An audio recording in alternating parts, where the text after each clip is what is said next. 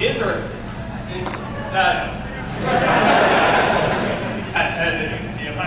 No, my friend who directed this movie I was in called Paranoia used to work for D. Devlin. And he and Roland Emmerich still get together like once a year to talk about projects that they want to do, but probably will never happen. Like there's another, they talk about Independence Day 2, and there's been like 5 different scripts, and like they all have to do with the fact that the aliens lived underground.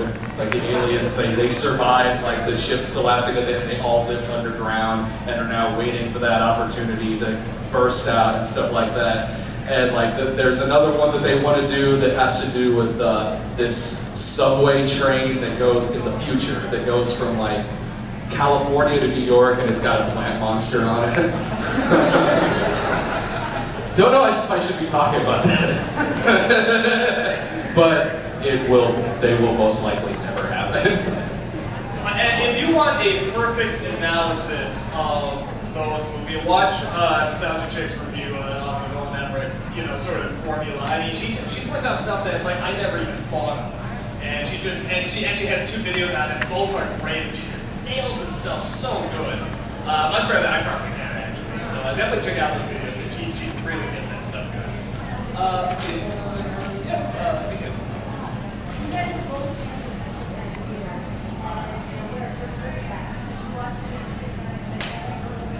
Oh, I have not. I have not because whatever. I'm fewer riff tracks. I haven't gotten around to it. I'm sure it's funny. I mean, it's half the same people. So, I have not seen it. It's really funny. I watched the Santa Claus Conquers the Martians one that they did. That was a lot of fun, especially seeing new riffs on that. When compared to the Mystery Science Theater episode. I watched more riff tracks because given that Riff Tracks does more modern movies, it's something a little different, than the TV series. The series is my favorite show of all time, but Riff Tracks is taking that idea, doing something a little bit different with it, in that it's more recent films.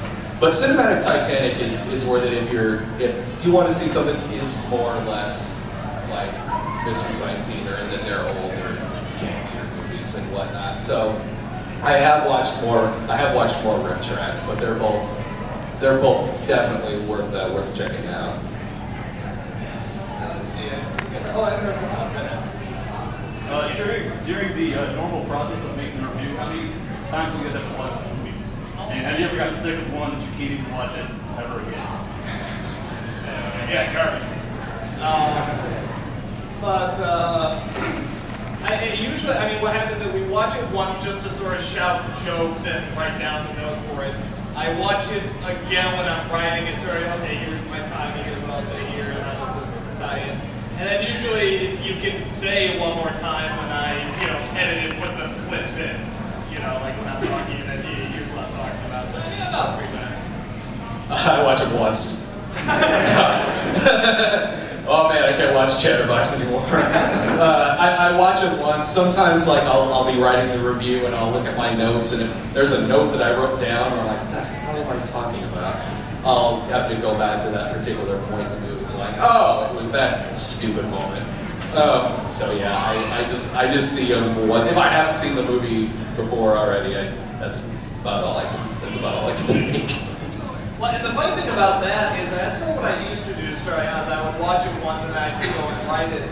And there's an advantage, disadvantage. The advantage of going in and watching it again, you look at it, it's like, oh, you can get the timing down just perfect for a joke you want to do. But the advantage of not watching it, only watching it once, is that a lot of times your delivery is going to be very different. Like if I watch it, I'm like, okay, I have to say it this way because this is how I envision the joke. A lot of times, if you don't remember exactly how the scene was, you have a different memory of it, or something, your delivery is going to sound a little different. And a lot of times, funnier, because you're saying it in a way that a person's not going to expect. So, and with both ways of doing that, there's an advantage and disadvantage to it. I saw you had it. Monarch? The first one is the elephant theme kind of retired? You mean the elephant in the room or the, say, elephant in the Burger King? Yeah, that one's I think the Twister people scared him off.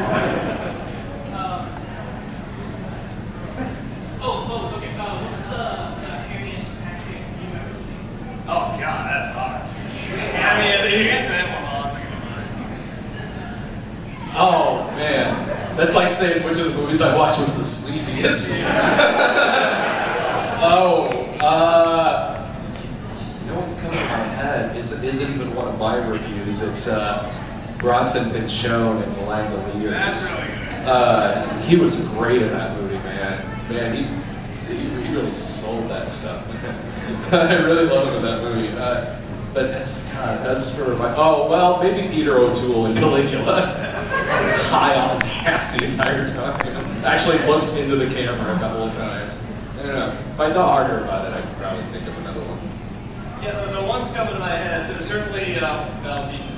I say another one, anything with Walken is great. I'm opening up more and more to Tim Curry. I'm realizing now that man can do no wrong.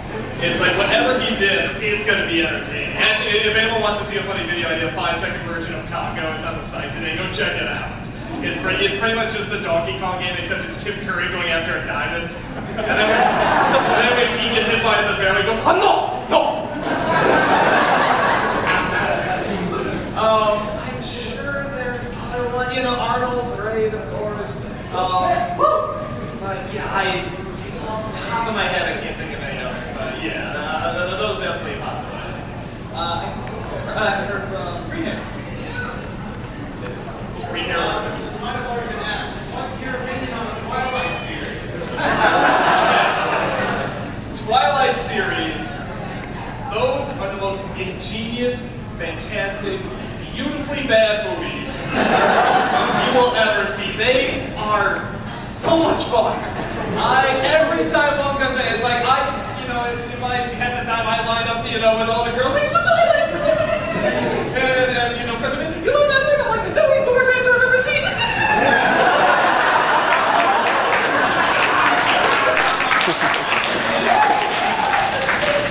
Great. I just love them, man. And that Bella, that girl, that's just the most horrible teenage witch in the world. And then that werewolf kid was like the only supportive kid, but she's like, no, I want him because he stares at me weird. He abandoned me. You daughter. And I love them. I adore them. I look forward to them every time they come out. What's your opinion? Oh, Twilight? Well, I get a lot of hits from reviewing them, so I love it when they come out. Oh man, like what you just said, they're cheesy Harlequin romance novels for teenage girls, and they happen to have a lot of viewers. The first two were really fun because they were so not very well made, and the acting's not great, and it's ultra cheesy, and so it was kind of campy, because of that. And then the third one comes out, which was kind of dull because it was sort of well made. Yeah, it's probably the most competent. I mean, it's not good, but it's a tad more competent. And that makes it not as fun to watch. And my thing is like, they're talking about, oh, we're gonna get this great director on Twilight. Like, we'll get the guy who did, we get the guy who did Hard Candy. It's like, it doesn't matter what director you get because it's all from the same source material. Yeah, it's not gonna. You're not gonna come up with Empire Strikes Back. I mean, it's still not gonna be good. You might as well just get Uwe Ball to direct it. Then it'll be really entertaining.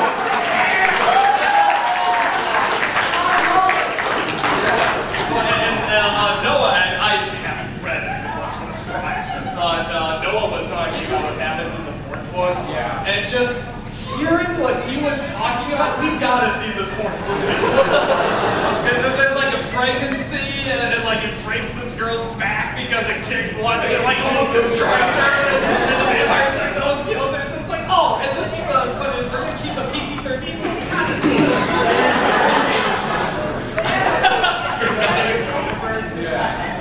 So I hear that's like the two-part too. It's like, oh yeah, more.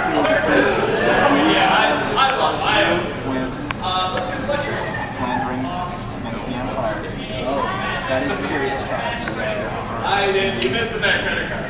I'm sure it's also. It's like, oh, once per con, my boys can't do. Is there a deal going on over there?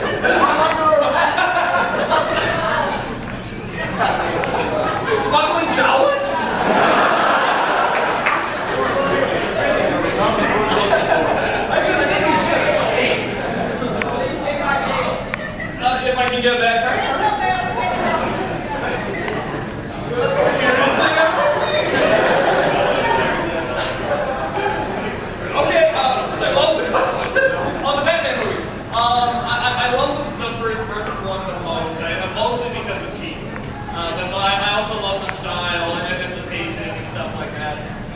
second one, actually, we watched the second one last time you were over, and it's definitely corny, but there's a lot of good stuff in it. That Shrek. Yeah, just walking at Shrek is a Catwoman. Woo! Shame on you. Batman Forever it's ironic. If that was the first Batman movie, it'd probably be okay because nobody knew what to do with Batman. So as a film, just on its own, it's like it's a dumb comic book movie. It's okay compared to the other movie. It's really crap. Or Batman Robin's crap.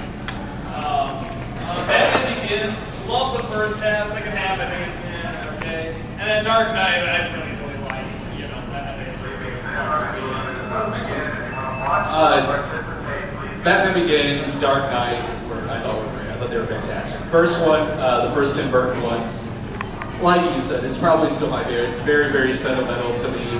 Michael Keaton, in my opinion, he's like, to me, like what a lot of people are like, feel about Sean Connery towards James Bond. I don't think anyone will ever be better than Michael Keaton. Now, actually, I do have a question for that. Do you think Kevin Conroy, the guy who does the animated Batman, do you think he's a close runner-up? I don't watch as much of the series as I did the movies. So sort of like one of the best Jokers is Mark Hamill. Yeah, no, that's a you know, but Returns is a lot of fun. Forever hasn't aged very well, but when you compare it to Batman and Robin, Batman Forever has its moments. It has its moments. It's all these elaborate sets and everything. It's one of those things like if Batman Forever was like a Broadway musical. Yeah, it'd be really good. It would be really good. At least good looking. But Forever sucks, but it's not boring. It's so terrible that it's kind of watchable in a way. And that's the one thing I never mentioned the Batman and Robin review, and I do sort of regret it, is that it does look great. It's not bad, you know, but it looks wonderful. So one thing Schumacher can always do is he can always show off his set really well. And I do feel bad not mentioning that because that deserves to be there. I guess linked. Are you going to do a Star Reaction too? Another French Stewart. Yeah, what's with these French Stewart sequels? It's like, well, no, James Bond sequel, get French Stewart. He does any sequel. Probably. Actually, not having Matthew Broderick's an upgrade. But I don't know, probably. No, French Stewart over Broderick. I'll take that. But yeah, I probably not. If I get desperate enough, maybe I will. But I don't know. I used to try to keep away from sequels, especially after now I've been sequel month. But another sequel month, be a little repetitive. You know, maybe like maybe just a month in the middle of the year or something like that, just for you. Yeah, just gonna. Oh, hey, that's not. No, that'd be a lot more. 3 movies in one review. That'd take forever. Maybe. Yeah, just the part 3. So probably not, but you never know. A lot of times I'm giving you when I say I'll never review something. So yes. Favorite top 11 list. That's a good question. I do sort of like the Spider-Man one, simply because I like pointing out, you know, it's like these movies. I mean, I know a lot of people don't like the third one, but it's like even the first 2, they're not these holy wow. You know, I mean, there's some great scenes, but I mean, it's like there's some dumb moments. Yeah, the walking moment. That's really good. Top 11 weird or most awkward just for walking moments. Yeah, probably those. There's something I'm thinking about doing. I mean, it'll be down the road, but actually, I realized I think I want to do a top 11 favorite Simpsons episodes. I think that'd be fun.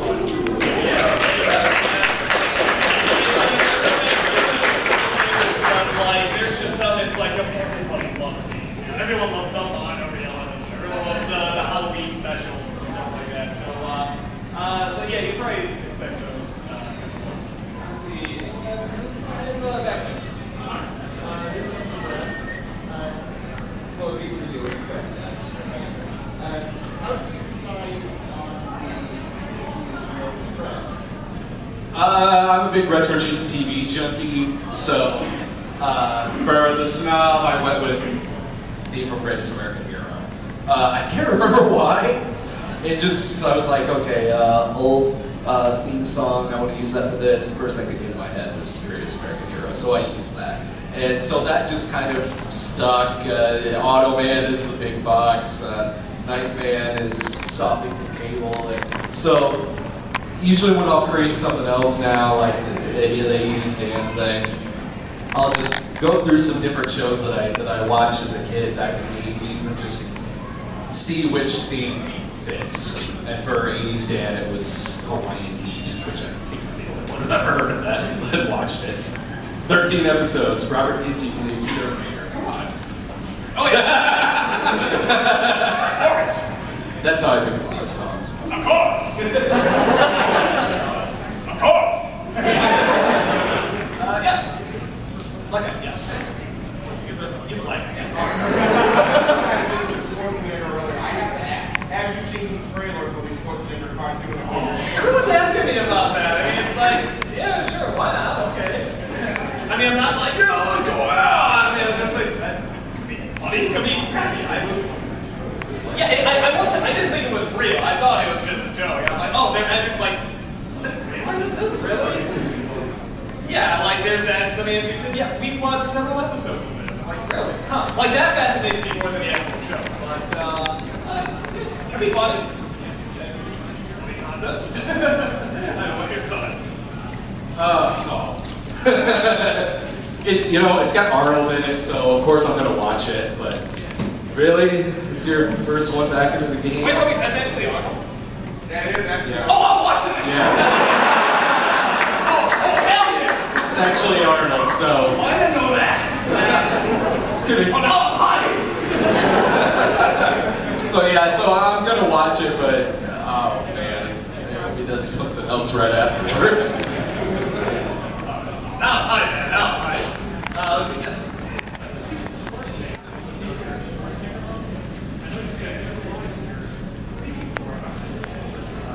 Well, I got a long movie some preview that I didn't do. I mean, just hey, here's some Schwarzenegger stuff. I mean, like kindergarten cops in there and stuff like that. Honestly, I enjoy it. It's one of the few times where I'm actually like, oh, hey, Arnold's funny. You know, I like that in Twins. You know, I thought he was very funny in. You know, he does know comedic timing. You know, he's not like a total dunce or anything. So yeah, I like the movie. I think it's a good movie. Good makes it both action and comedy. Yeah, I don't think I heard from you. I was just wondering if you're opinion on the new action movies now that it's back on BBC. Oh, the Siskel and Ebert without Siskel and Ebert? Yeah. Yeah. It's not back on You know what made Siskel and Ebert so great is that it was Siskel and Ebert.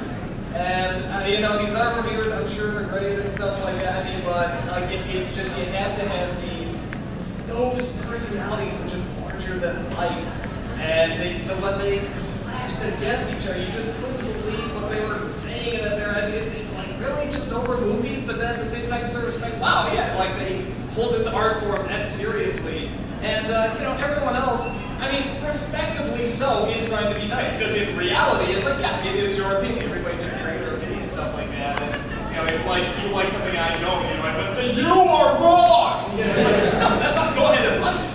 You know, I mean, and that's what most people are like. You know, Siskel and Ebert just weren't like that. I mean, they were just like, there's a right, there's a wrong, and you are wrong. And that's what made them so much fun. And it just so happened they were also very intelligent people. You know, and very entertaining. So I've seen bits and pieces. It hasn't. And they keep switching critics too. I don't think that's why. It's because then you can't get to know the personalities very well. So now they actually have Ebert has full control of it now, and putting it on PBS and giving them stuff. oh, now is he doing it now? Yeah. Oh, okay. Oh, I haven't seen that. Yeah, it's on PBS right now, and it's on there tonight actually. And he actually does some reviews in the middle of the show. Okay, but is it still the format of other people coming in and reviewing? It's not like there's no guests. He actually has two specific people that are there for the rest of their lives. Well, this is cancer. No, you will not leave. The conference is only a year live. I mean, that could be interesting then. I mean, I'll check it out. It just, you have to get two good personalities to do it. So, possible. Well, and also, the problem is since Siskel and Ebert, they get people to host those shows where you get that they're friends, you know, they're very friendly with each other. And Siskel and Ebert, though eventually becoming best friends with, did not start out that way. In the 70s, they hated each other. They were rivals, they were enemies.